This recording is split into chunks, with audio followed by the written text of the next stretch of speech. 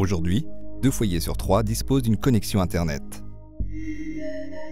Le nombre d'utilisateurs de l'Internet est passé de 2 millions en 1985 à 1,250 milliards en 2007. Le volume des données échangées par le biais d'Internet est chaque année multiplié par 2. Avec l'utilisation des technologies de l'information et de la communication, notre société est entrée de plein pied dans l'ère du tout numérique, dans l'ère de la dématérialisation. L'informatique a généré 50 millions de tonnes de déchets en 2010, elle en produira 75 en 2014. Autre constat, l'informatique représente 2% de la consommation électrique mondiale et la consommation énergétique des data centers a été multipliée par 2 en l'espace de 5 ans.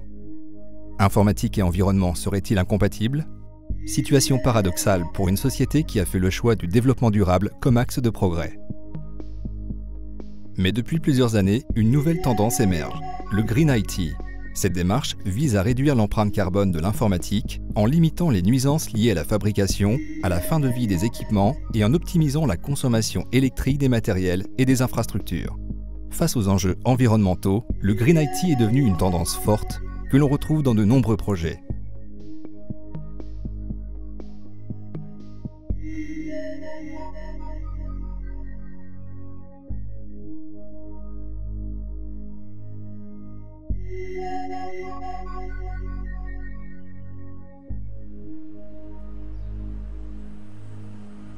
Lausanne, ville olympique, centre économique, place financière et lieu de rencontre, Lausanne est la capitale du canton de Vaud qui compte aujourd'hui plus de 800 000 habitants. C'est ici que se prépare l'administration de demain. Les attentes du public et des entreprises ont fondamentalement changé ces dernières années. L'utilisation d'Internet dans la vie courante rend possible beaucoup de choses.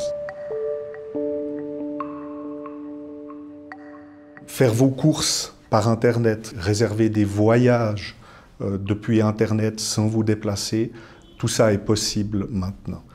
Le public a maintenant ces mêmes attentes vis-à-vis de l'administration. Nous devons pouvoir nous adapter et nous devons maintenant répondre positivement à cette demande des utilisateurs. Avec la cyberadministration, les citoyens et les entreprises du canton de Vaud accéderont, via un guichet électronique sécurisé, à l'ensemble des prestations proposées par l'administration.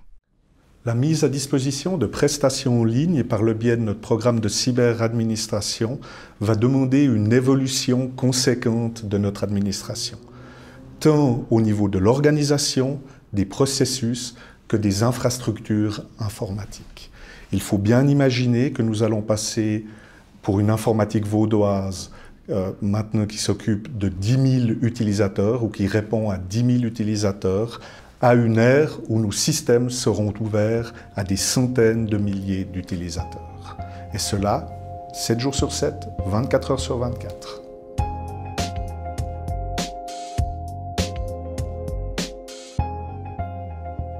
C'est à Renan, dans la périphérie lausannoise, que la DSI gère l'ensemble de l'informatique cantonale. Avec la cyberadministration, le volume de données sera multiplié par 10 et le nombre de connexions par 50. Se pose alors la question pour la DSI de savoir où et comment seront gérées ces nouvelles données. Dans une logique de maîtrise des coûts, l'État de Vaud a décidé de réinternaliser ces données au sein du CEI en créant son propre data center. On savait que les besoins de la cyberadministration allaient être grandissants, puisqu'on était aux prémices et on savait qu'on allait avoir de besoins d'infrastructures assez importants. On avait aussi besoin d'une maîtrise technique sur l'entier de la chaîne. Il y avait des facteurs aussi de coûts. On s'aperçoit que par rapport aux acteurs du marché, on était beaucoup moins cher. On s'aperçoit aussi que les coûts de construction par rapport à 10 ans en fait, ont été divisés par 3 ou 4, donc c'est des coûts de construction assez abordables. Puis un dernier facteur qui est important, un facteur de partenariat potentiel. Notre data center sera le data center de secours du CHUV, où on a quelques serveurs de l'EVAM et on est en discussion avec différents cantons pour faire des échanges éventuellement de mètres carrés pour les sites de secours. Depuis plusieurs années, les data centers sont pointés du doigt pour leur consommation énergétique. La facture électrique annuelle d'un data center de 1000 m² est de 1,5 million de francs, ce qui équivaut à 10 millions de kilos de CO2 relâchés dans l'atmosphère ou encore à 1 millier de véhicules qui tourneraient sans interruption sur un circuit. L'impact sur l'environnement est aujourd'hui une réalité. Il y a une volonté du Conseil d'État d'intégrer dans tous les projets une notion de développement durable. Au sein du CEI, on a lancé un projet Green IT qui s'applique à tous les projets, aussi bien de la gestion du poste de travail, des serveurs, aussi bien que nos appels d'offres. Donc il était évident que notre data center respecte ces règles et ces normes. Ça adresse plusieurs axes, bien sûr un axe technique, et on a constaté que le marché était prêt à cette partie technique avec des propositions assez intéressantes, et puis un coût indirect, un retour sur investissement direct avec une baisse de 40% sur la facture électrique. Aujourd'hui, le nombre de serveurs augmente de 8% chaque année. La consommation des nouveaux serveurs est de 15% supérieure par rapport aux anciens serveurs. Et le coût de l'énergie augmente régulièrement. Nos différentes études ont débouché sur les solutions suivantes. La technologie du free cooling pour le refroidissement du data center, la technologie des UPS dynamiques pour le courant secouru, et enfin, la virtualisation de nos serveurs.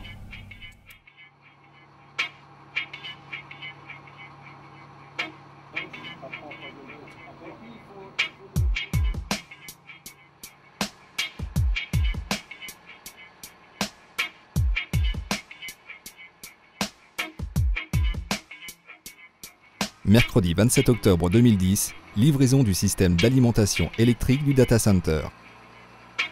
Ce sont plus de 10 tonnes de matériel qui seront déchargées dans la journée. Le système est composé de 12 armoires électriques, d'une puissance totale de 1000 kVA, d'une alimentation secourue structurée autour de 4 UPS dynamiques et d'une génératrice diesel. Une à une, les armoires sont descendues à l'entrée du sous-sol du bâtiment où se trouve le data center. Mais l'opération la plus complexe de la matinée reste la mise en place de la génératrice.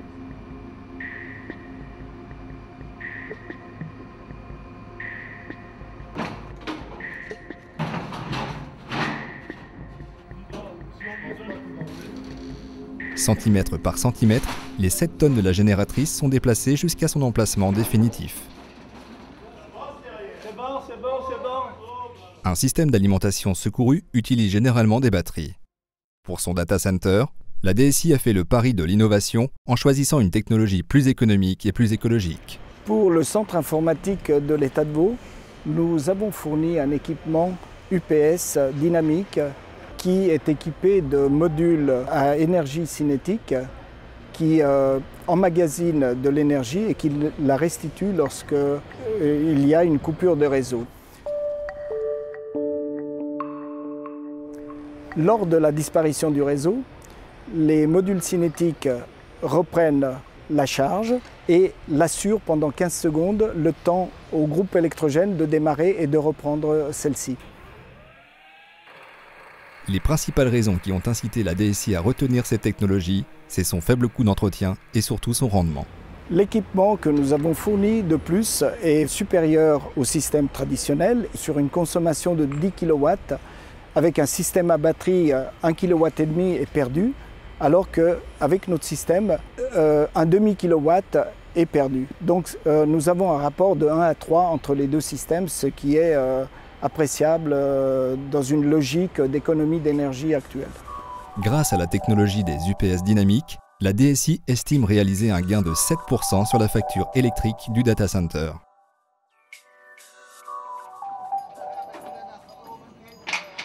Après la livraison du système d'alimentation électrique, ce sont les équipements de climatisation qui vont être installés sur le toit du bâtiment. La climatisation du data center est assurée par 5 chillers qui fonctionnent selon le principe du free cooling.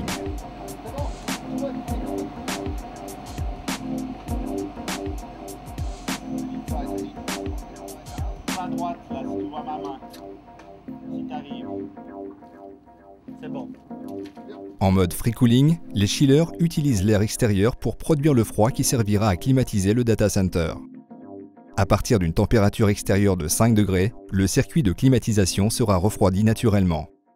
L'utilisation de la technologie du free cooling est ici possible car la température moyenne sur la région de Lausanne n'est que de 11 degrés. Nous avons installé sur le toit 5 chillers qui sont des machines qui produisent de l'eau glacée.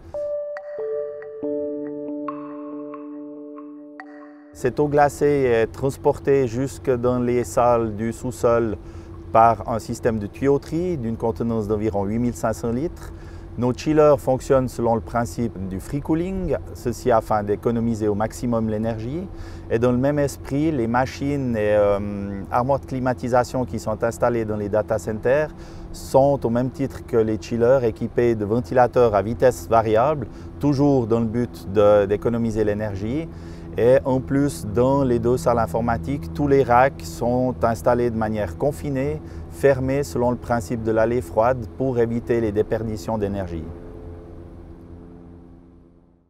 L'association du free cooling et du concept des allées chaudes et allées froides permettra de réaliser un gain énergétique de 1 314 000 kWh, soit une réduction de 28% sur la facture électrique.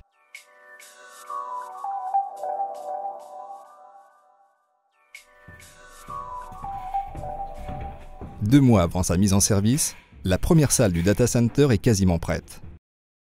Avant d'installer les premiers équipements, les techniciens doivent encore contrôler toutes les connexions internes entre les racks et raccorder le centre informatique au réseau fibre optique du canton. La superficie de ce data center est de 400 m² répartis sur deux salles. Il dispose d'une capacité d'hébergement de 122 racks à l'intérieur desquels seront installés les baies de stockage et les serveurs. Un serveur, c'est un ordinateur qui permet de stocker et d'échanger des données via un réseau informatique. Plus le nombre d'applications augmente, et plus il faut de serveurs, et plus il y a de serveurs, plus il faut d'énergie pour les alimenter. Pour enrayer les effets de cette spirale sur la consommation électrique, la DSI a fait le choix de la virtualisation. Donc la virtualisation réduit le nombre de serveurs physiques dans le data center.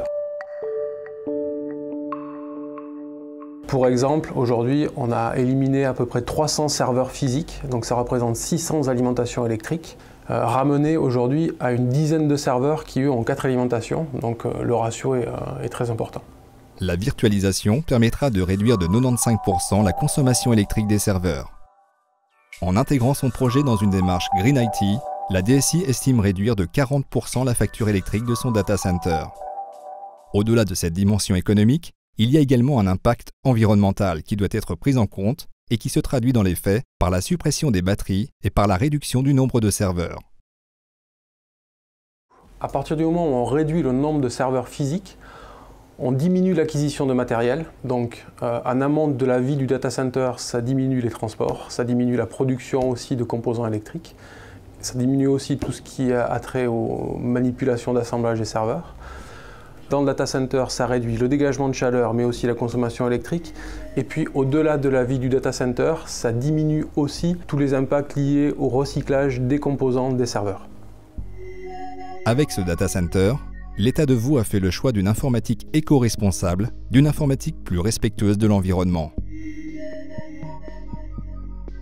La généralisation des technologies de l'information et de la communication permettra à l'administration vaudoise de réduire ses émissions de gaz à effet de serre et indirectement celles des citoyens. Les choix technologiques faits par la DSI en matière d'optimisation énergétique permettront de réduire l'empreinte carbone du data center et de réduire les coûts de fonctionnement de cet équipement. La protection de l'environnement, c'est une somme d'actions individuelles qui, associées les unes aux autres, permettent d'agir plus efficacement en faveur de notre planète.